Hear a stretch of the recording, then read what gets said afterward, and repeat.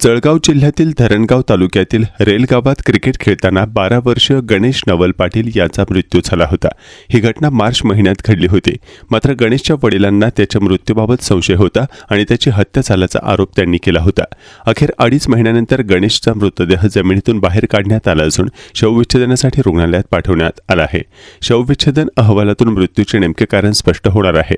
अवघ्या 12 वर्षांच्या गणेश नवल पाटीलचा 15 मार्च रोजी मृत्यू झाला होता। क्रिकेट खेळत असताना त्याचा मृत्यू झाल्याचं सांगण्यात आलं होतं। मात्र गणेशच्या वडिलांना या घटनेबाबत शंका होती। आपल्या मुलाची हत्या झाल्याचा त्यांचा ठाम संशय होता।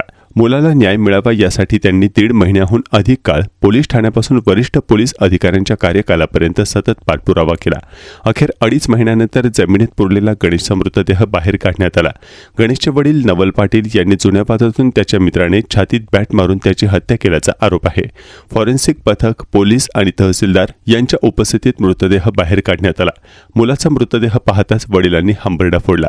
पंचनामा पूर्ण झाल्यानंतर मृतदेह शवविच्छेदनासाठी धुळे येथील शासकीय वैद्यकीय महाविद्यालय आणि रुग्णालय येथे पाठवण्यात आला।